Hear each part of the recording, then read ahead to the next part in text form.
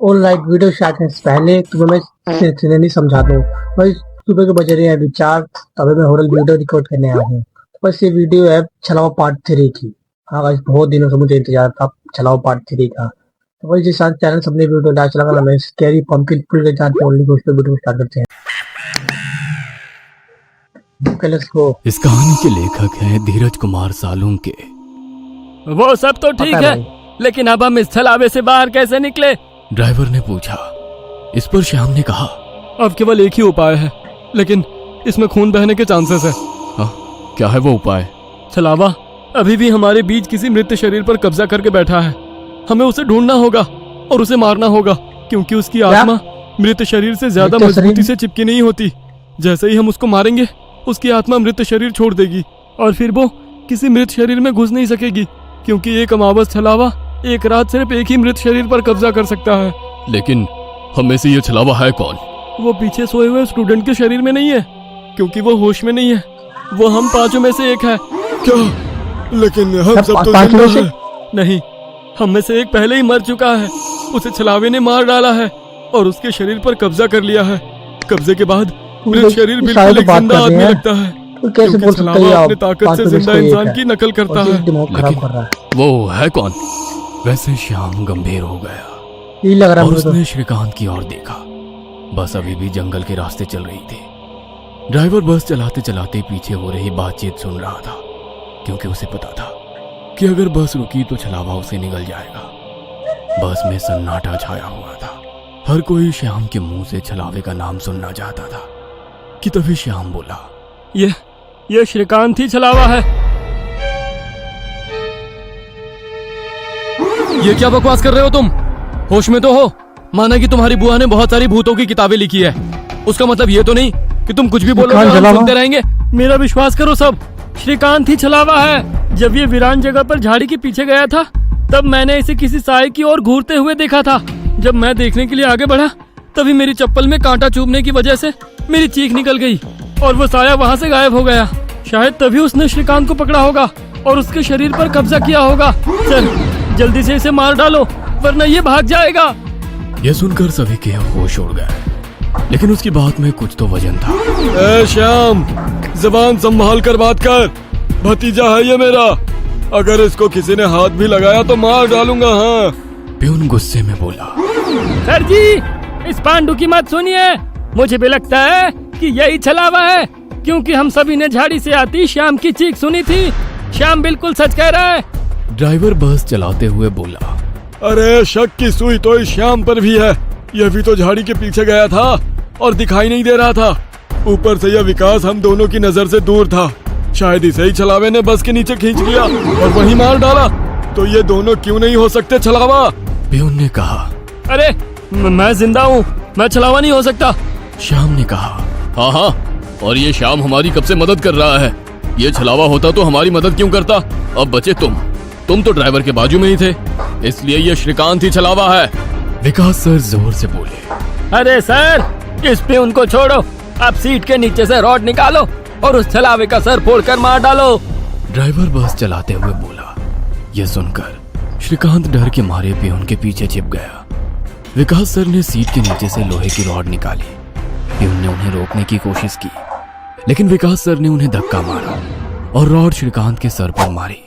लेकिन श्रीकांत वहां से हट गया और नीचे गिर गया। वो रॉड से दूसरा हमला करते कि तभी प्यून ने पीछे से रॉड पकड़ी और विकास सर के हाथों से रॉड खींचकर उन्हें खिड़की पर धकेल दिया और उनके सर में रॉड दे मारा।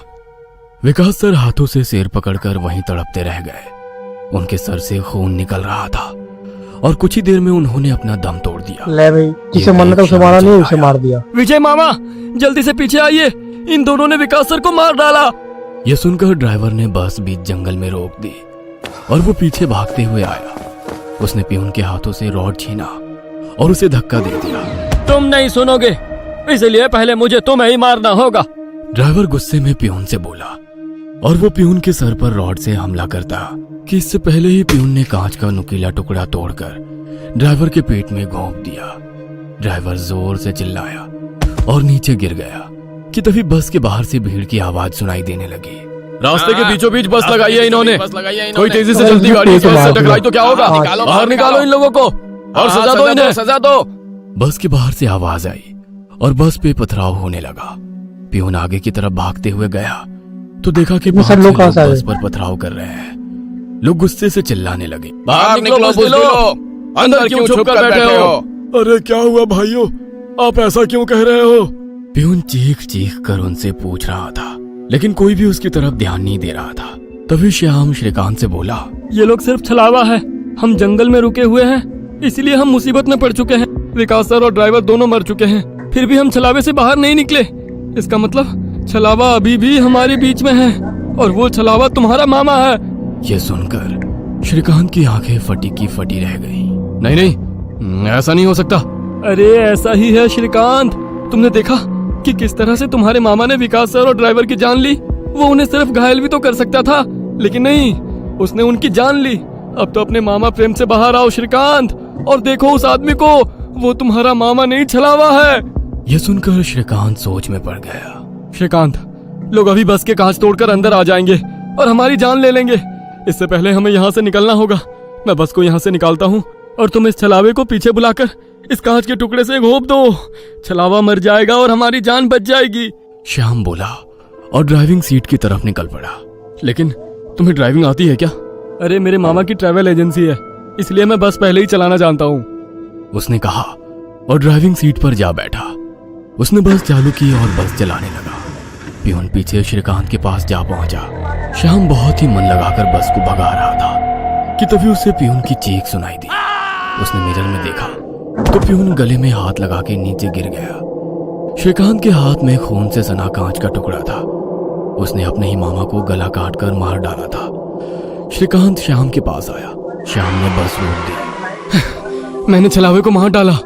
यह सुनकर श्याम जोर जोर से हंसने लगा और उसकी आंखें लाल हो गई और वो डरावनी आवाज में बोला, लेकिन छलावा तो मैं हूँ। मुझे लगा था यही ये है। सुनकर श्रीकांत के तो होश ही उड़ गए। अरे चौंक क्यों रहे हो, मैं ही छलावा हूँ। जंगल में जब बस के आगे सुअरों का झुंड आया था, तभी मैं बस में घुस गया था।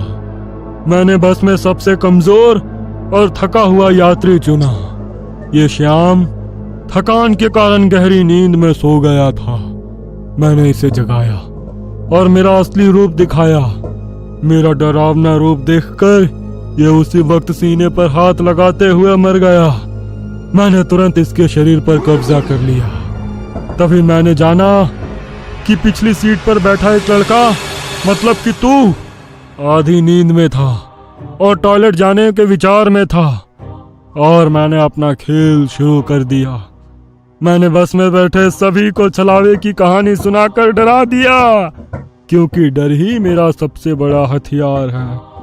मैंने जानबूझकर तुम सबको गुमराह किया और सुशील सर के गांव ले गया और तुम्हें छलावे में रुकने के लिए मजबूर किया और सुशील सर की जान ली। मैंने ही विकास सर, तेरा मामा और ड्राइवर को एक दूसरे से लड़ाया ताकि वो आपस में लड़ लड़ कर मर सके, और आखिर मैंने तुम्हारे हाथों से ही तुम्हारे मामा का खून करवाया। ऐसा कहकर वो कैसे भी इसका क्या वो होगा? हंसने लगा। यही मेरा खेल यानी कि शिकार थी। तूने अपने ही मामा की जान ली, उस मामा की जिसने तुम्हें बचाने के लिए अपने जान पर खेलकर 2 आदमियों की जान ली। अब तुम्हारा जी कर क्या फायदा। यह सुनकर श्रीकांत की आंखों में आंसू आ गए। उसे अपनी गलती का एहसास हो गया। श्रीकांत, आओ बैठ जाओ इस ड्राइविंग सीट पे और ठोक दो इसे किसी पेड़ पे। ले लो खुद की और इन सभी यात्रियों की जान। छलावा श्रीकांत की आंखों में देखकर बोला। शायद उन लाल आंखों का जादू श्रीकांत पे हो रहा था। वो छलावे की बातों में आ गया था, जैसे सुशील सर आ गए थे और खुद की जान लेने के लिए तैयार हो गए थे। शायद श्रीकांत को अपने किए का पछतावा हो रहा था और वो छलावे की बात मानने वाला था कि तभी श्रीकांत ने अपने आंसू पूछे और वो जोर से चिल्लाया, मामा! छलावे को पीछे पैरों की आहट सुनाई दी और उसने मुड़कर देखा कि तभी प्यून ने लोहे का रॉड छलावे के सर पे दे मारा और उसके सर पर 4-5 बार हमला कर उसका सर कुचल दिया। तुम्हें क्या लगा अरे! केवल तुम ही खेल सकते हो? अरे मैंने तो तुम्हें तभी पकड़ लिया था जब तुम विकास सर बच और कैसे ड्राइवर गया? की मौत देखकर मुस्कुरा रहे थे। तुम अपनी खुशी छुपा नहीं पाए। तब मेरे दिमाग में तुम्हारी बात ओ आई। भाई जानबूझकर तुमने हमें गुमराह करके छलावे में रोका और तुम्हारी वजह से सुशील सर की जान बहुत गई। बड़े मास्टरमाइंड। तुमने मुझ पर ही छलावा होने का इल्जाम लगाया, हाँ? और मेरे मामा विकास सर और ड्राइवर के बीच आग लगा दी और बाद में तुमने मुझे ही मेरे मामा को मारने के लिए कहा। और हद तो तब हो गई जब तुमने कहा कि तुम्हारे मामा की ट्रैवल एजेंसी है, जबकि श्याम का मामा तो हमारे कॉलेज के बाहर गोलगप्पे का ठेला लगाता है। श्रीकांत ने अपने मामा के हाथों से लोहे की रॉड ली और छलावे से बोला, अब तुम चैन से शिकार करने के लिए अगले अमावस की रात का इंतजार करो, क्योंकि आज तुम खुद शिकार हो गए हो। और ऐसा कहकर उसने एक रॉड का वार उसके कुचले सर पे कर दिया और उसके शरीर से छलावा काले धुएं के रूप में बाहर निकला और बस के बाहर निकल गया। और जैसे ही छलावा बस से बाहर निकल गया, सभी स्टूडेंट्स नींद से बाहर आ गए। आज पहली बार कोई अमावस छलावा किसी यात्री से हारा हुआ था। बस के ऊपर हवा में उड़ता हुआ छलावा दर्द से तड़पने लगा और चिल्लाते हुए हवा में निकल गया। उस छलावे को अपनी योनि से मुक्ति मिल गई, क्योंकि ये सृष्टि का नियम है कि जब भी कोई छलावा इंसान से हारता है उसका अंत हो जाता है और उसे मुक्ति मिल जाती है। गाइस, तो आपको वीडियो अच्छी लगी तो लाइक सब्सक्राइब कीजिए। मिलते हैं कल नेक्स्ट वीडियो में।